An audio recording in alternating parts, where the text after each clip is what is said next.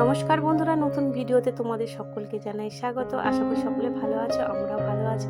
আর যে হারে গরম পড়েছে, মানুষ কি করে ভালো থাকবেই বা বলো তো।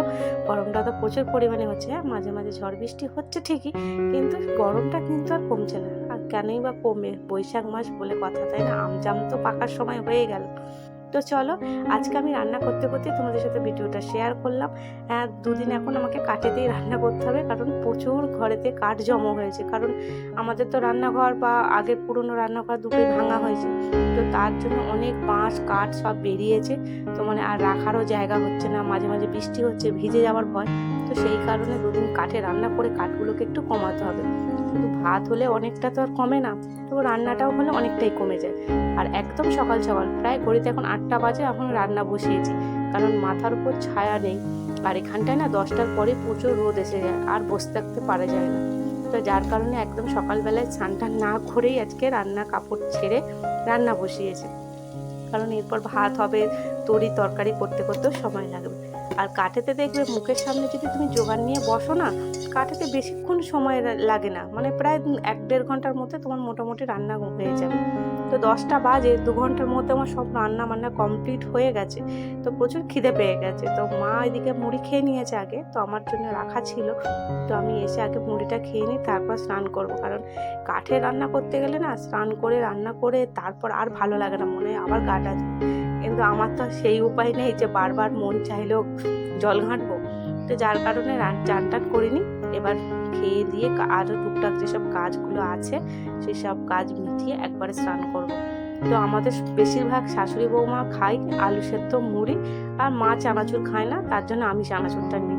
তো আমাদের এটাই বেশিরভাগ হয়। আর তরকারিটা মাঝে মাঝে হয়, যেদিন সৌমেন টিফিনটা নিয়ে যায়। কারণ এখন সৌমেন দুদিন সকালের দিকে রুটি খেয়ে যাচ্ছে বলে ও আর টিফিনটা নিচ্ছে না। তো মা আর আমার জন্য আর কি হবে। তো ভাই এলে আবার তরি তরকারি তখন হয়, এই আর কি। নাহলে বেশিরভাগ আলু সেদ্ধ মুড়িটাই খাওয়া হয়। আর আজকে আমাদের রান্না বলতে মানে ছিমছামের মধ্যেই রান্না হয়েছিল বলে আরও সকাল সকাল তাড়াতাড়ি রান্না বান্নাগুলো মিটে গেছে। তো দেখা যাক, পরে তোমাদেরকে দেখাবো কি কি রান্না করেছি না করেছি। চলো মুড়ি খেয়ে নিই। তো খাওয়া দাওয়া কমপ্লিট হয়ে ওপর ঘরগুলো একটু পরিষ্কার করে নিচ্ছি, যেহেতু মানে বেলায় স্নান করবো। তো টুকটাক যেসব কাজগুলো চোখের সামনে দেখতে পাচ্ছি মনে হয় করে দিই। তো এই যে ওপর ঘরগুলো না, ওপরে বারান্দার জন্য প্রচুর ধুলো হয়। আর মাঝে মাঝে দেখি সন্ধ্যের সময় এত ঝটকার মতো হাওয়া ওঠে, এত বালিগুলো ভেতরে ঢুকে না, মানে 2-3 বার ঝাঁট দিলেও আর মানে পরিষ্কার হয় না। আবার এর ওপরে মানে পায়রা এত বিরক্ত করছে, ওপরে আমাদের ওপর থেকে এত নোংরা ফেলছে না, মানে মাঝে মাঝেই দেখবে শুধু ধুলোও পড়ছে ওপর থেকে, যতই পরিষ্কার করো। তো ওইদিকে কাজকর্ম মিটিয়ে এসছে, এখন চলে এসেছি ঘাটে বাসন মাজতে। কারণ আমরা ঘাটটাই বেশি ব্যবহার করি, কলের জলটা খুব একটা ব্যবহার করার সুযোগ হয় না। এই কারণে, কারণ কলের জল ফেলার আমাদের জায়গা সেই রকম এখনো তৈরি হয়নি। এই আস্তে আস্তে হচ্ছে। এবার মিস্ত্রি যেদিন করে দেবে আবার সেদিন মানে ঠান্ডাভাবে কাজ করতে পারবো আর কি। আর ঘাটে এখন প্রচুর রোদ, প্রচুর রোদ। আর ঘাটের জলটা দেখে মনে হচ্ছে ঘাটে গাটা ডুবিয়ে বসে থাকি, এত জলটা ভালো লাগছে। আর দিনের বেলা আমরা বেশিরভাগ ঘাটই ব্যবহার করি, সন্ধ্যের পর থেকে মানে বাড়িতে কলের জলটাই ব্যবহার করি। তো মুখের সামনে সুন্দর ঘাট থাকলে আর কলের জলে দেখবে ভালো লাগে না, পুকুরটাও বেশ ভালো লাগে, ঠান্ডা ঠান্ডা জলটা। তো চলো, এদিকে কাজকর্ম মিটিয়ে এসছে, এবার যাবো চান করতে। ও আজকে না মনে হচ্ছে একটু মাথায় তেল দিয়ে স্নান করি। মাথায় তেল দিলে না বেশ মাথাটা আরাম হয়। তো আমার মাথাটা মানে রোদে বসে বসে বাসন মাজছিলাম, তারপরে রান্না করছিলাম উনুন ছালে, মাথাটা হালকা টিপটিপ করছে। তো শাশুড়ি বলে মাথায় তেল দিয়ে চান করো। তো চান টান করে এসে আমার গপুকেও চান করিয়ে দিচ্ছি, কারণ আমি দেরিতে চান করছি মানে আমার গপুও তো দেরিতেই চান করে। তো এই যে গপুর সেবাটা ধরিয়ে দিই, কারণ সকালে সেবা দিয়েছিলাম, তো বেলাতে বা স্নান টান করিয়ে নতুন করে সেবা দেবো। আর কি বলবো, গরমে তো মানে নাজেহাল অবস্থা। এই চান করে আসার পর মনে হয় যেন আরও একবার জলে চলে যায়। তো এই যে, আর আমাদের গাছে পঞ্চমুখী জবাগুলো এত সুন্দর ফুটেছে, কি বলবে, এত লাল টকটকে হয়েছে, যেন মা তারার জন্যই ফুলগুলো ফুটেছে। কি সুন্দর লাগছে। কি বলতো, ভোরবেলায় এত মানে মানুষের তুলে নিয়ে যাওয়ার স্বভাব হয়ে গেছে, গাছে ফুল থাকবে না যদি না আগের দিন কুড়ি তুলে রাখা। তাই আমাদের বাড়িতে আমার শ্বশুরমশাই বিকালবেলা হলেই, শাশুড়ি বলো শ্বশুরমশাই বলো, গাছের কুঁড়িগুলো সব তুলে নেয়। তুলে নিলে কি বলতো, ভোরবেলা অন্তত ফুলগুলো কেউ তুলতে পারে না।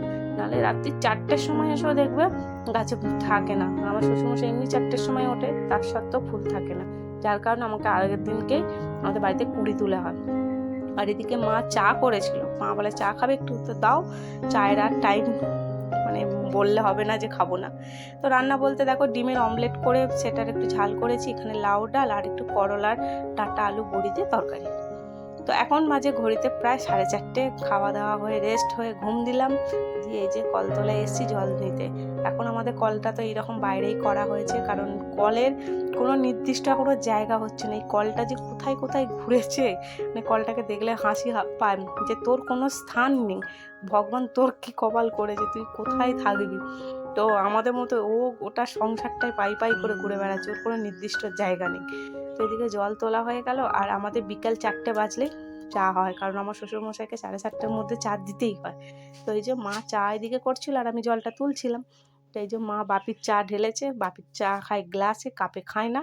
আর আমার শ্বশুরমশাই একটু আবার মিষ্টি ছাড়া চা খেতে পারে না, একদম মিষ্টি মিষ্টি হবে তবেই চা খায়। মা একটু চেখে দেখে নিল যে বরের জন্য চাটা ঠিকঠাক হয়েছে কিনা। এই যে মা চা আমাকে দিল, বাপির নিল, আর সৌমেন খেয়ে বেরিয়ে গেছে।